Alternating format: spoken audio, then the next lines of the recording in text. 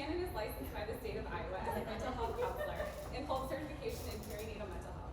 She has a bachelor's degree in social work and earned her master's degree in counseling, rehabilitation, and student development in 2010 from the University of Iowa. Shannon has extensive experience treating adults, both individuals and couples. She has expertise in reproductive and maternal mental health and enjoys working with women and families during pregnancy and new parenthood who may be experiencing difficulties with role changes and identity shift, as well as parents who are experiencing prenatal, postpartum depression, anxiety, or experiencing trauma from birth or early postpartum experiences. Shannon has supported many parents who have experienced pregnancy or infant loss and can work with people individually or as a couple as they move through their unique grieving process. So I'm very excited to have Shannon speak with us tonight. Hey, hi. Thanks for that, Emily. I told Emily she should just say, "This is my friend Shannon," and that was but she didn't do that. We were very professional. So here we are. So I wanted to just tell you guys a little bit about our practice and about me to start off. So like Emily said, I'm a licensed mental health counselor. I also have a certification in perinatal mental health. And I've been practicing doing this work for about 10 years now. It's hard to believe it's been that long, but it has been.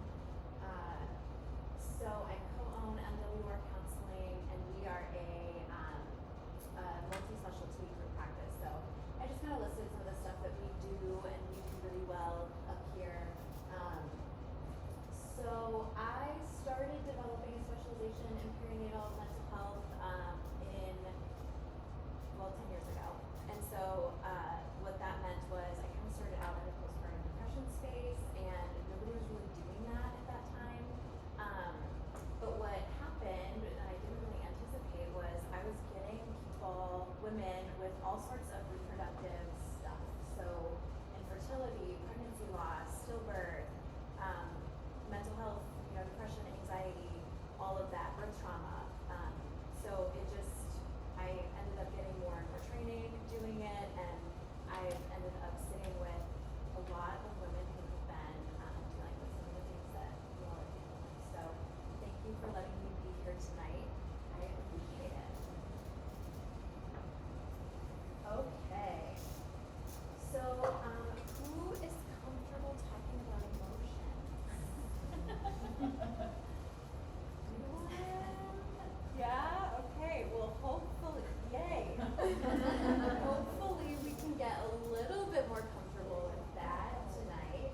I'm hoping we can get a little vulnerable if possible tonight, just to dig into some things and really help make this feel more applicable for you all, so that you leave and you feel like, yeah, I can actually implement some of these things that this person was talking about.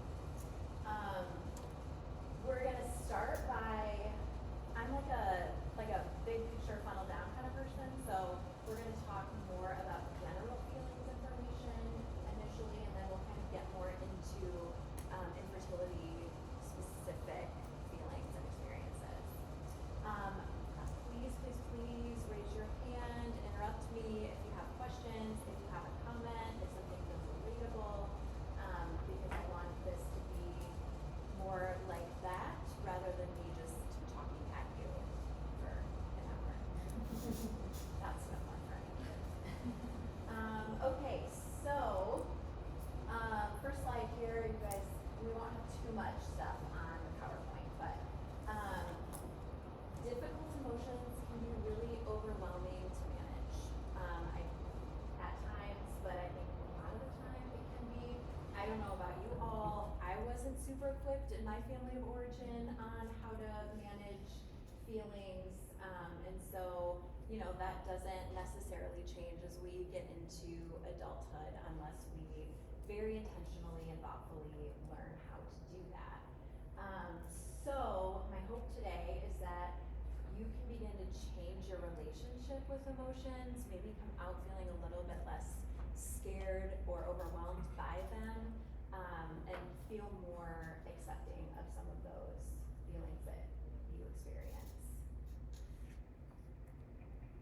Okay, does anyone know the difference between thoughts and feelings?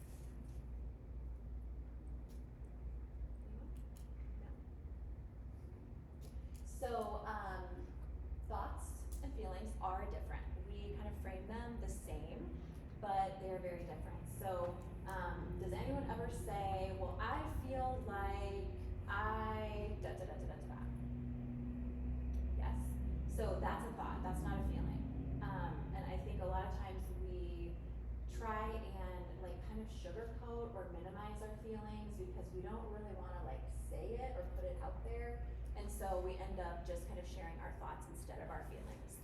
And that's okay, we wanna be sharing our thoughts too, but sharing feelings and being able to identify, label them is really important, which is one of the reasons I wanted to have the feelings wheel included, because that will be one of the first steps that we take when we are looking at processing feelings effectively. What are your thoughts about your feelings? Sometimes they're irrational. Okay, yeah, thank you. Sometimes they're really scary.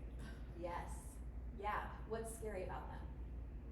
If I actually feel out loud or in my, like if I allow myself to feel like I think I'm feeling, that makes me feel like I'm in a, like could be in a really vulnerable, scary place where someone could truly see like inside of me, not scary. Yeah, so like the intensity level of them, the vulnerability that's required to actually like let yourself be seen. Yeah. Anyone else? What do you think about your feelings? The potential guilt or like I should be thinking something a different way. Yeah. Yeah, or not thinking it at all potentially. Yeah. Yes, exactly. Which is something that really can, it can make feelings even more complicated, right? Anyone else have anything? Okay. So how many of you would say that you are comfortable with emotion in general? Yeah? Okay. Are there like certain emotions that feel more comfortable than others and certain emotions that feel less comfortable? I think for me it's who I'm with and how I process emotion. Yeah. And like who I feel more comfortable showing emotion to. It's more than like the overall category. Yeah, that's huge.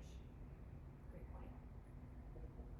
Yeah, so emotion it can be really, really hard to actually allow yourself to experience something when you're alone. And I hear a lot of times people don't even want to let themselves experience emotion when they're with other people either. So, what makes, Emily kind of touched on this already, but what makes experiencing emotions difficult? I think a lot of it is like that unknown, you know? Yeah. Like, if you have the thoughts and then you try to do the feelings, like, how is it gonna, like the unknown. Yeah, yeah, like how is it gonna feel? What's gonna happen when I like release this or open Pandora's box? Yeah. Sometimes I avoid because there's no conclusion yet, so I don't want to work through the feeling. Okay. I just ignore it. Yeah, yes, ignoring, we will talk more about that too. I struggle with, related to our IVF journey is that so many people are going through so many, it feels like so many other things that are more pressing or more like, not that our journey is insignificant, but it's Yes. like, I feel guilty even like worrying about it or like have it weigh on me. Yeah. Because I know there's people that are going through life and death type moments, and so I'm like, just, you're fine. At the end of the day, you just don't care about it. Yes, yeah, the idea of comparative suffering, that, you know, somebody's going through something so much more difficult, so mine is kind of insignificant, and why I shouldn't let myself feel this way. Yeah. Does it work?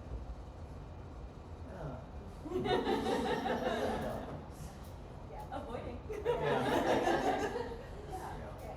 Yes, and that brings up a really good point that we're gonna touch on later too. So yes, I'm loving that, that's great. What is it like when you are able to successfully share your emotions with other people? It's relief. Yeah. So it depends on the audience, like who's you're with in terms of your feelings. Yeah. So, when it's successful, it feels relieving. What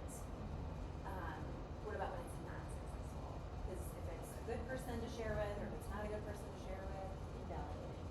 Yeah. Yeah. That's hard to experience. I love yours. Yeah, I feel like if you, in that part, if you release it to somebody that may not be helpful, then it's just gonna bring up more questions to like continue that rough path. So you kind of, I feel like there's times I had to shut myself off, and then it just avoidance at that point. Yeah. So it builds up. Yes. Builds up and then happens. It triggered me to like shut down.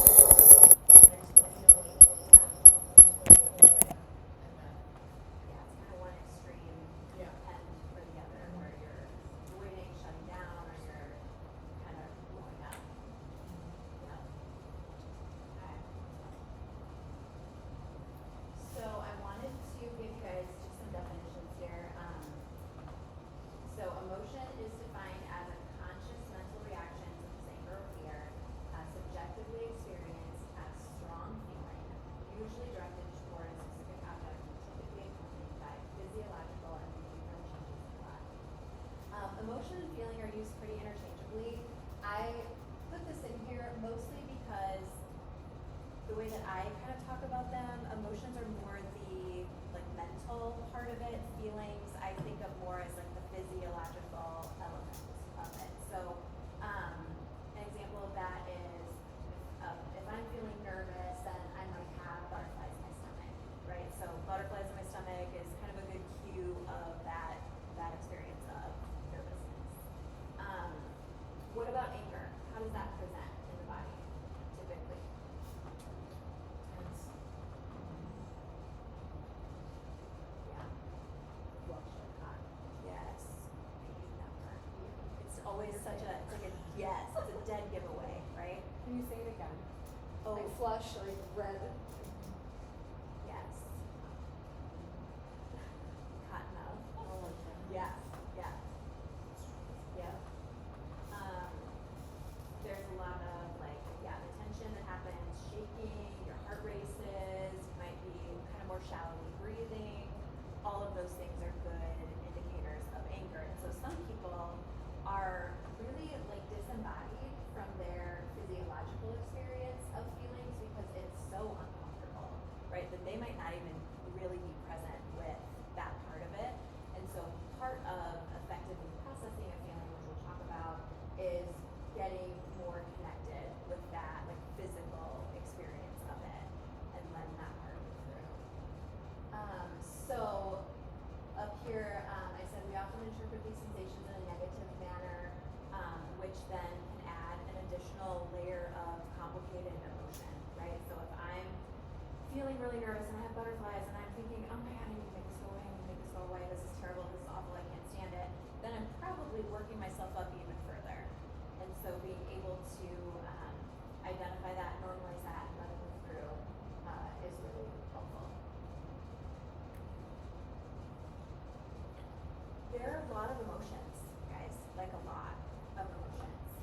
The thing that I really like about the feelings wheel here is, and you all have these as you know, they kind of start with the main categories of feelings. And then they go into different, I like to call them like flavors of feelings, different intensity levels of feelings. And so there are just so many. And as you are learning how to effectively process, being able to label it is part of it. And so, you know, sometimes it's hard to even identify what you're feeling because you just may not have the language for it. So hopefully this will be a tool to help give you language for your feelings. So when you look at the feeling wheel, are you able to identify which category is the most difficult for you? I will tell you mine is the fearful. That's the one that's the most difficult for me. I have really icky body sensations in that one. I don't like it. But what about you guys? Say it. Anger and disgust, for The anger and disgust. I think bad and fearful. Yeah. sure. Yep. Okay. Yeah, so please use these as you are doing the journal prompts and, writing, because if you can identify a feeling, that can also feel really validating. It's just a way to help yourself move through it.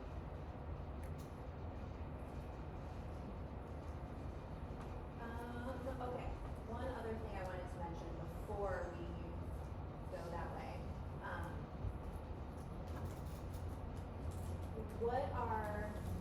Some of the benefits of processing feelings are things like moving through things more quickly, not holding on to things, not holding on to resentment, frustration. Feelings can also start to live in our bodies. So if we're doing a lot of suppression and a lot of avoidance, then we can start to have some physical manifestations of that. It can lead to some of that numbing or some of that reactivity, right? Like if you are, in a situation where you're irritated about something and somebody keeps kind of pushing and pushing and pushing and you stuff and stuff and stuff, then you kind of get to a blow up point.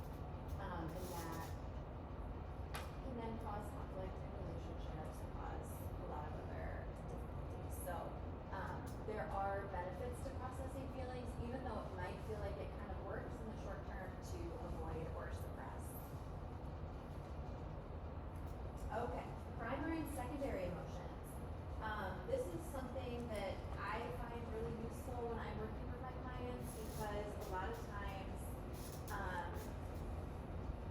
anger is something that people can actually label and describe, and anger is commonly a secondary emotion, which means that there's something lingering underneath, right? Anger feels more powerful a lot of the time. It feels easier to, it feels easier to experience anger rather than rejection or embarrassed.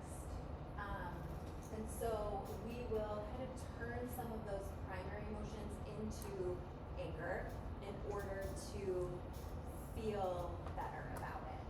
And one of the things that you should know is it's not as helpful to process the secondary emotion.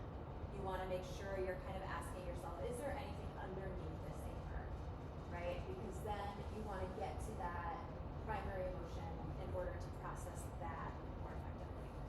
Also kind of seems like anger is more accepted emotion. For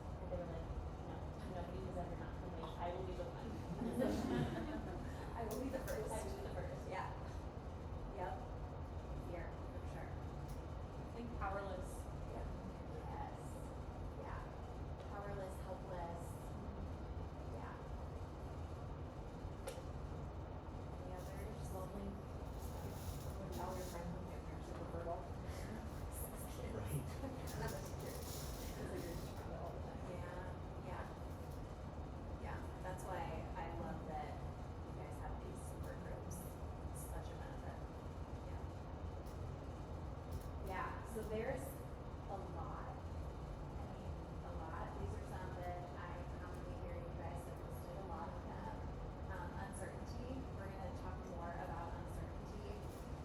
Fear, anxiety, jealousy, sadness, loss, and grief. There's a lot of grief while dealing with infertility. The loneliness, anger, misunderstood, overwhelmed. I mean, everything that, all of the efforts, right? All of the things to keep track of, and all of the tracking, and all of the procedures, and all of that, right? That's overwhelming. That's a lot to have to be managing on a daily basis. Vulnerable, betrayal, so some of the broken body stuff, right? Like feeling betrayed by your body, feeling betrayed by other people at times. So there's a lot of really difficult and complicated emotions.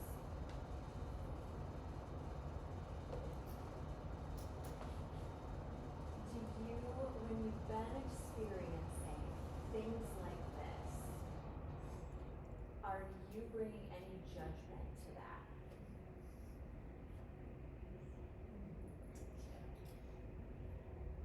Okay. Anyone want to share a little more?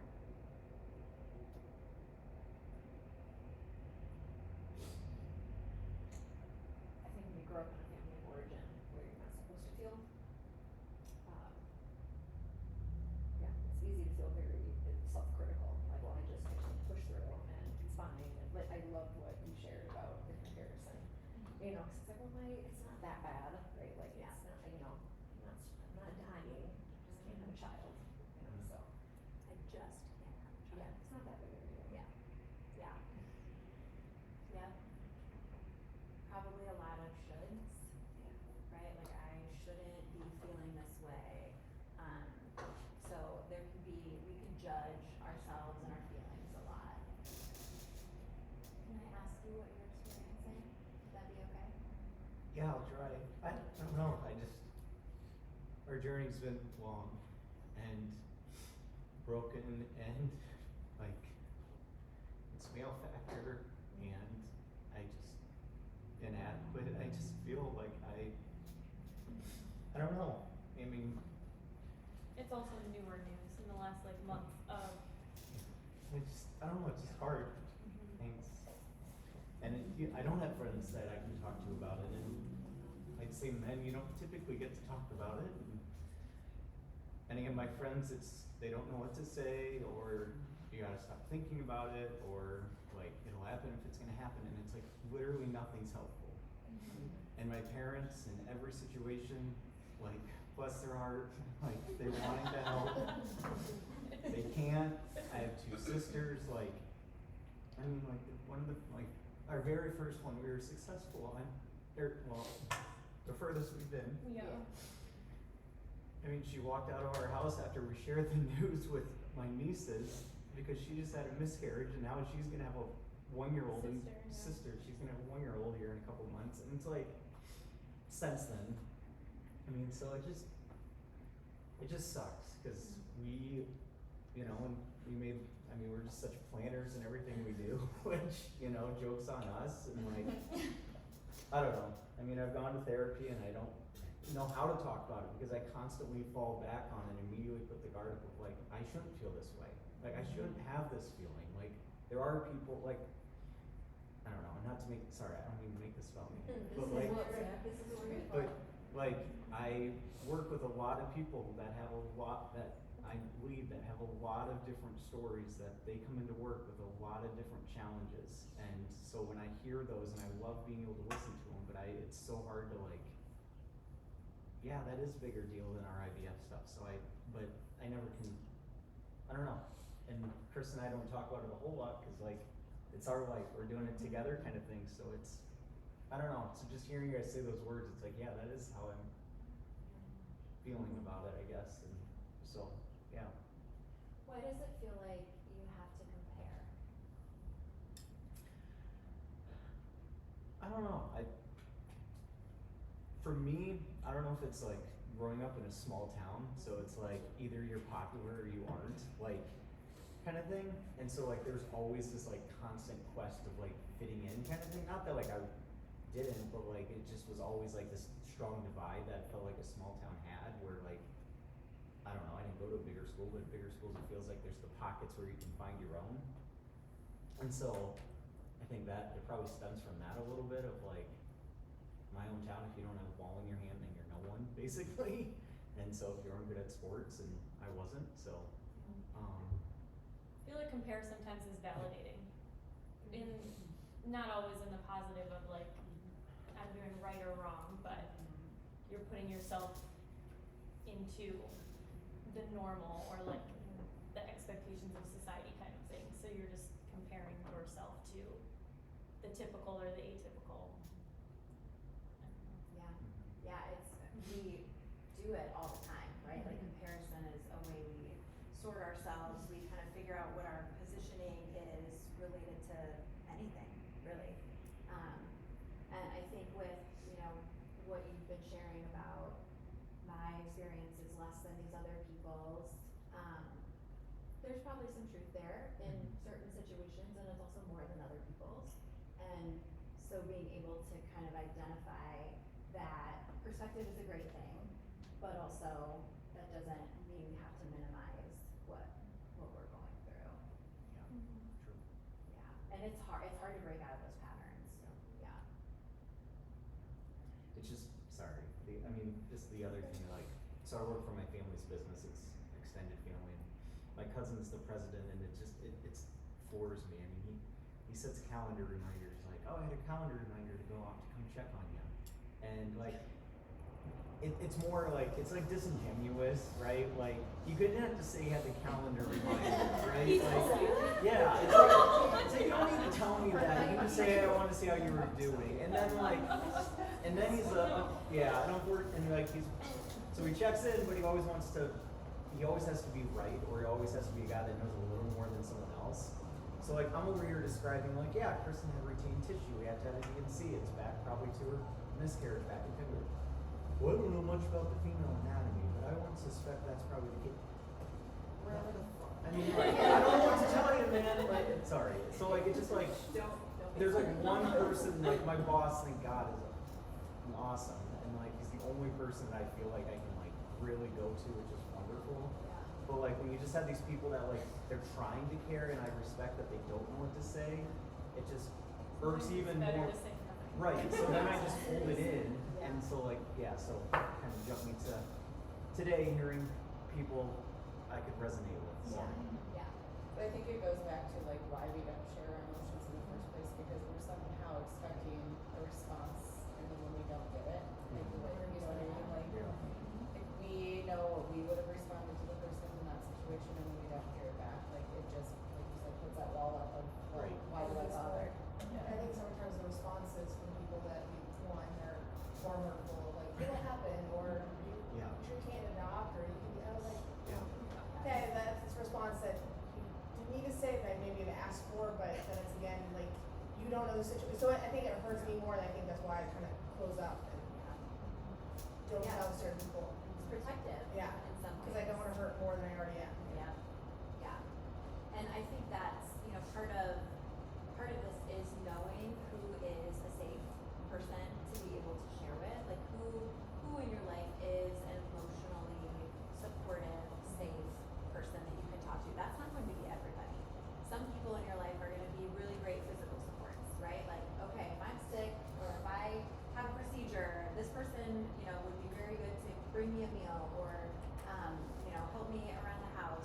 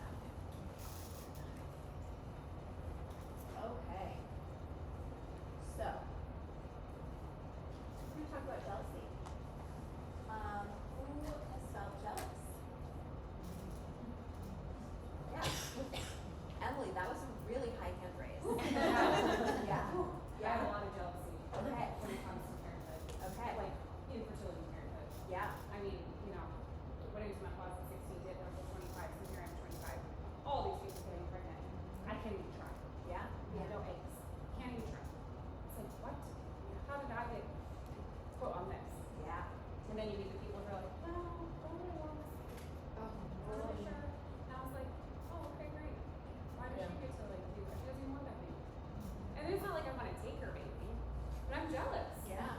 I'm really jealous of her. I was Yeah. like, you don't deserve that. We And want I'm what like, she has. Yeah. So we've all felt jealous. Who likes to feel jealous? Not this one. It's like super gross. Yeah. It's one that I don't really like to feel either. Definition. Feeling of unhappiness and anger because someone has something or someone that you want. Jealousy gets really villainized. It's people say like you shouldn't be jealous. Don't, isn't it even in like the Ten Commandments or yes, like yes, yes, right? So it's like we kind of are bombarded with that. But all it's saying is I want what you have. And that's not bad, right? It's okay to feel jealous. And so I think it's important to be accepting of all of the feelings, even when we think that they are not acceptable, right? Because that's how we're gonna move through them. The goal here is to be able to move through it, but if we bring all of this judgment and bring all of this criticism, all that does is kind of keep us stuck there. So grief. Wanted to also highlight grief because there's a lot of grief in this experience. Grief represents a loss, and when you are dealing with infertility, you're not just experiencing one loss. You're experiencing loss over and over and over and over again, right? And so it's a very, it can become very hard to allow yourself to experience that. What are some of the things that activate grief or jealousy for you? Probably my best friend of being born.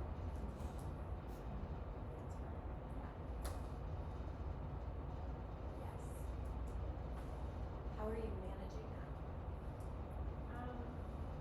By letting her know when I do know that mental space. And she knows that I love her. But she also has PCOS. And she knows that she kind of got lucky by getting pregnant right away. So she is a good understanding. But I'm very open with kind of how I'm doing at the time that anything's whatever the event is. It's hard because we're so close. We've just been friends since kindergarten, so done everything together. Motherhood. And that's really hard. Very hard. I'm so glad that you're able to share that with her and that you have a recognition of what your bandwidth is at any given time. And I think being able to honor that and to communicate your, what you have available, what you don't have available is extremely important. Thank you for sharing.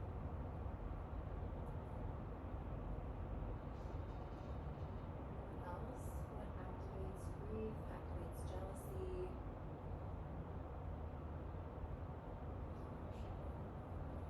Mine is for grief.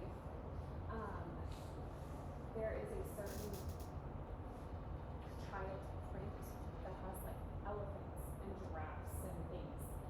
And randomly it shows up in all of these places that you wouldn't expect. And I'm like, how can something be so similar so many years later? But it's like the same kind of print. And it definitely evokes grief for me because after I was diagnosed, we went through a private adoption and we got the nursery ready and the baby was born and we were gonna bring him home. And birth mom changed her mind and so we had to give him back. And I remember coming home to our nursery, which was in that print, and shutting the door. And every time I see that, even to this day, even though I'm on the other side, the grief is so heavy. And even though I know that he is with his mom and his dad and he is perfect where he should be, it's so crazy how the grief is still so strong when I see something like that, because you would think like, oh, you should be fine now, like you're on the other side and he's where he should be, and but it doesn't just go away. And I think that's something that sometimes people with infertility think, like if you do get to the other side, it just like erases infertility. But I don't think I'll ever forget the pain and the loss that I felt going home with an empty person to an empty nursery. And it eventually, you know, or my marriage at the time didn't survive that. So there was a lot of loss. Yeah, and grief, you mentioned such a good point that once you have a baby or once you're pregnant, it seems like it's all erased. And grief is something that never really goes away. It's always there, and it might dull a little bit with time. You might kind of change your thoughts about it over time, but it's always there. It doesn't ever go away. I think every next failed IVF cycle compounds the grief, because we've now done, I don't know, lost count of cycles, 7 transfers, 3 egg retrievals, and moving clinics, and 3 miscarriages, and every single time it gets harder, like deeper. The cut is deeper, I think, and it's harder to come back from. But I think that's also compounded with other feelings. So like, yes, it's definitely grief, but it's becoming more hopeless feeling. It's becoming more like some of these other feelings then like merge with it stronger. If that makes sense.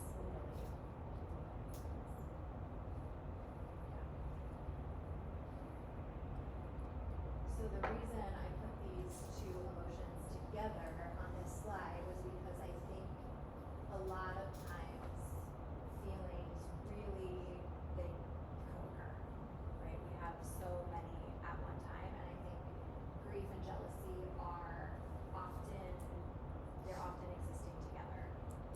So being able to not only identify the jealousy, but what is that sparking? Is that kind of also activating this loss or these losses that I've experienced? And so being able to really, again, identify it in order to process it in an effective way.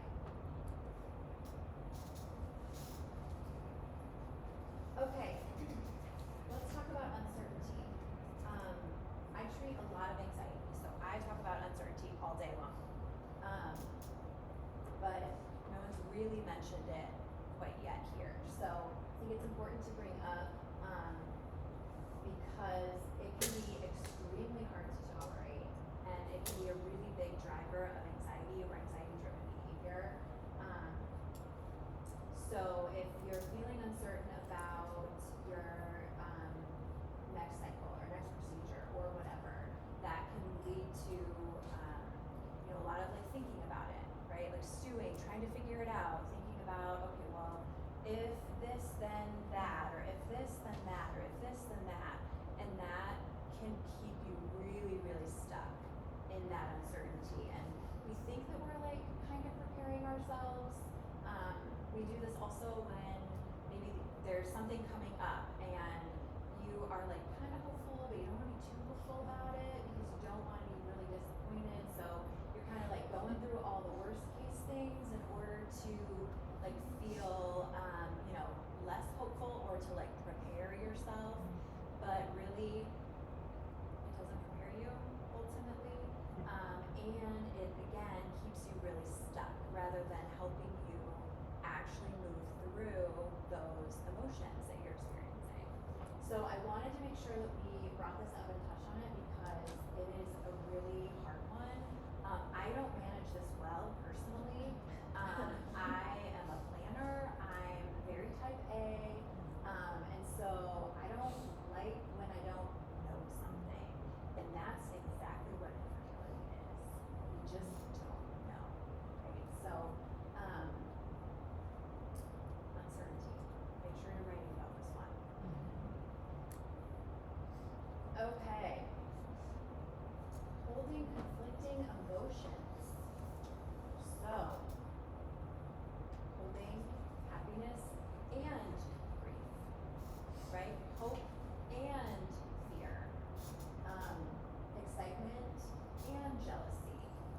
feelings can exist at the same time. We don't like this.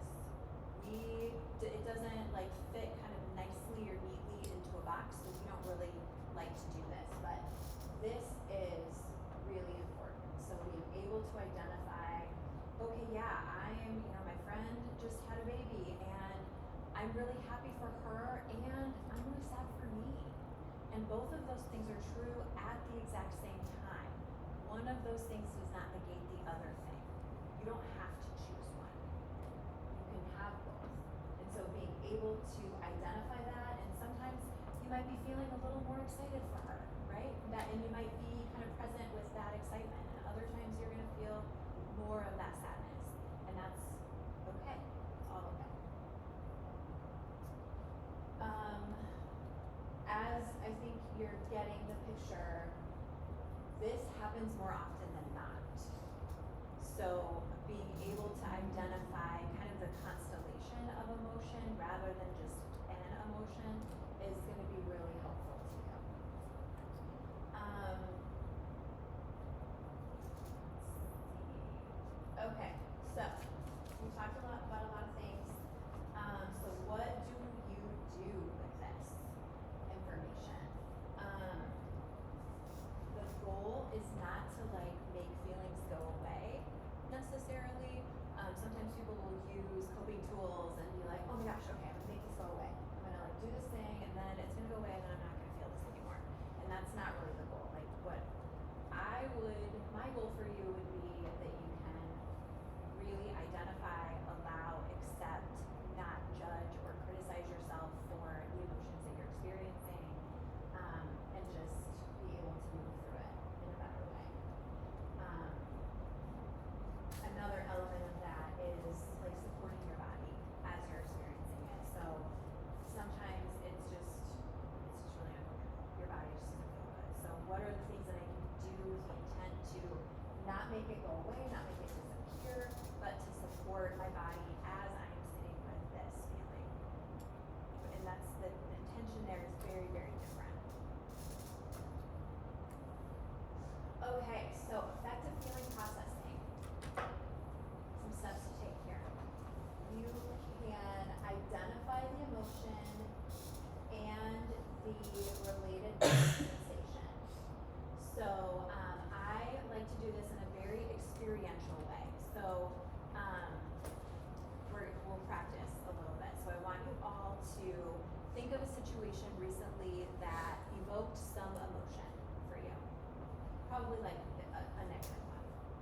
Because happy stuff is easier to process, obviously. So something that was hard. Everybody got something? Okay. So I want you to kind of think back. It might still bring up some body stuff, it might not. Doesn't matter. But I want you to think about what that was. Think about where that was in your body. And then, can everybody close their eyes? Would that be okay? Okay.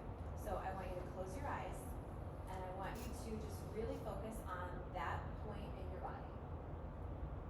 And then what I want you to do is breathe into that space. So you're going to take a deep breath, you're going to breathe into that space, and visualize the breath going into that space.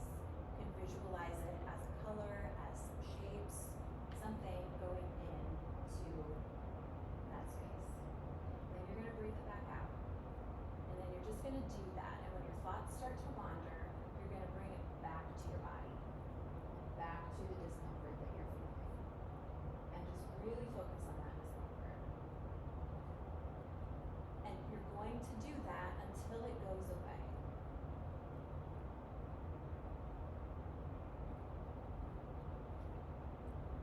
Open your eyes. How long do you think that will take?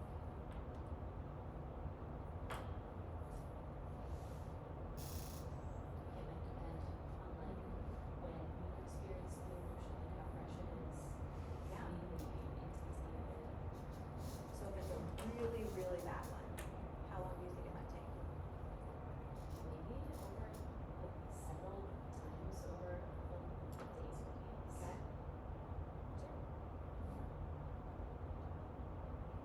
So I want you to think about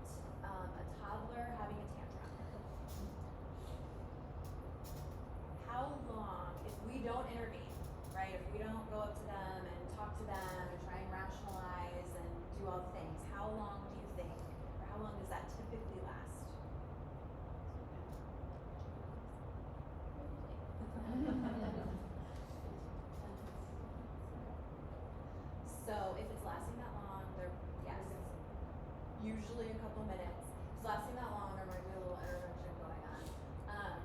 Because we can kind of keep them stuck in that experience, right? If we are like overly trying to attend to it. But being able to just watch them, sit with them, watch them move through it, typically it's gonna be a couple minutes. And so does this mean that the feeling goes away entirely? No, but the intensity of it can decrease and you're effectively letting it move through your body. So it's not staying stuck in there. So part of this process too is going to be just validating it. Like, yeah, I'm feeling really resentful. I'm feeling jealous. I'm feeling broken. Whatever that feeling is, and of course I'm feeling that way. Anybody who is going through this situation would also be feeling that way. So again, experience it, allow it to move through. And I would encourage you every single time that you can to kind of do that experiential part. And then if it feels helpful or necessary, you can do some writing. That's where journaling can be really useful. So it can be just simply like a dump of getting whatever it is out, or it might feel more helpful to use a prompt.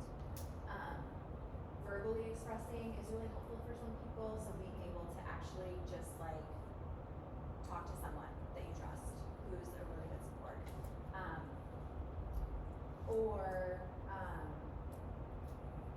Yeah, so writing it, talking about it, those are kind of the two biggest things.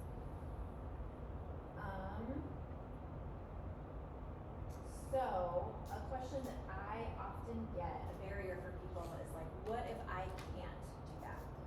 What if I'm at work and I'm having a lot of feelings? Or what if I'm dealing with something else and there's just no time for it?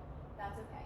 Then, use your suppression, avoidance, whatever tactic you need to use to kind of get you through that moment, and then you can either come back to it later, or just know that just give yourself the opportunity to feel as much as you can, as often as you can. It doesn't have to be that you're doing that every single time, right? It's gonna come back up at some point.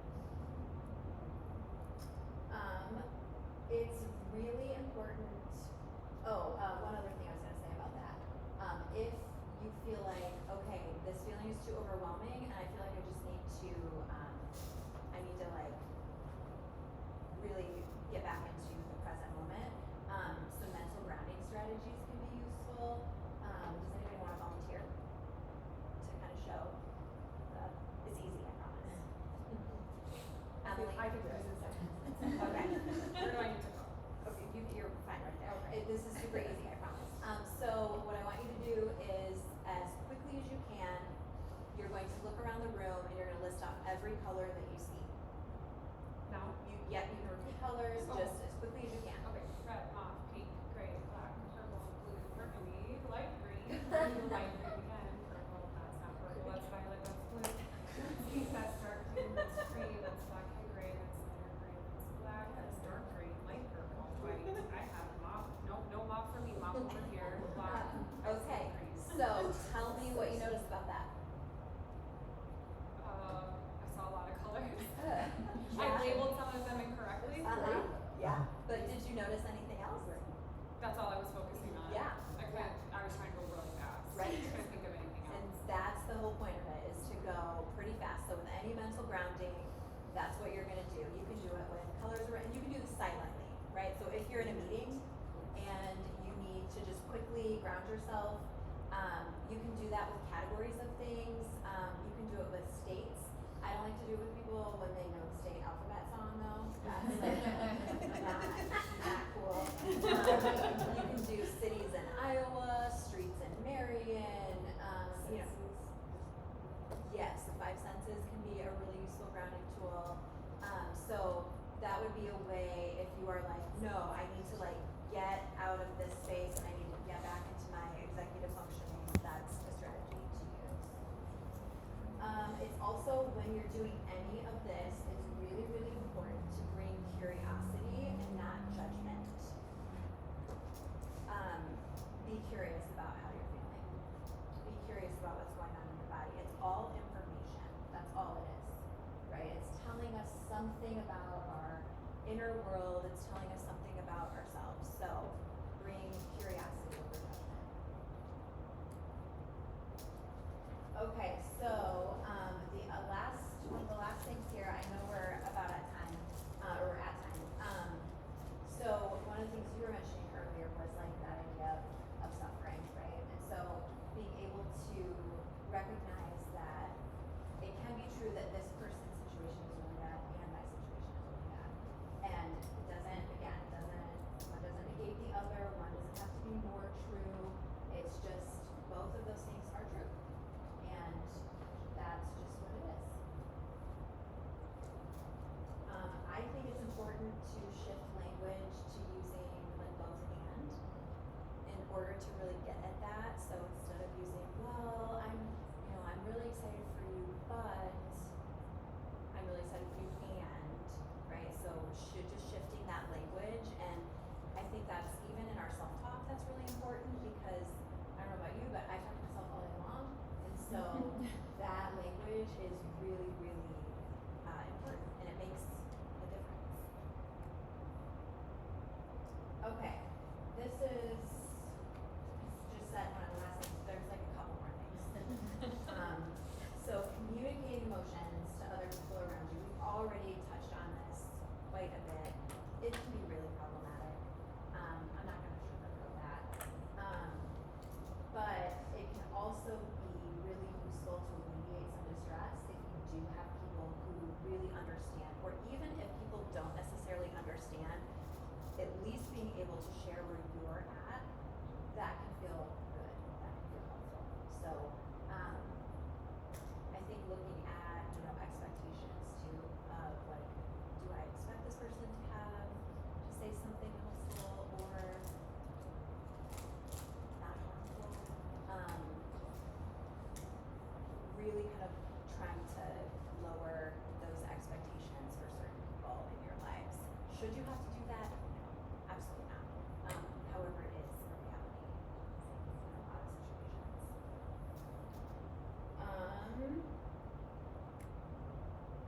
Okay, last thing, I think, how to know if your emotions have started to turn into something that's problematic.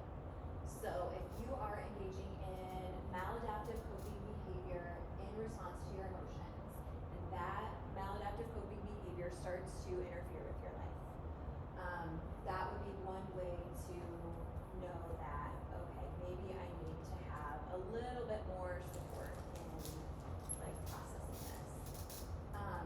Assessing if your emotions are fleeting and transient, because emotions are. If you think about the toddler having a tantrum, or a good analogy is kind of thinking about clouds in the sky, right? They're fleeting, they're transient, they're always moving. We want our emotions to be that way. If we are stuck in more of a persistent negative mood state, then that is an indication that something more might be happening. We might be in more of depression territory, anxiety territory, things like that. And so you want to seek some sort of assistance with that.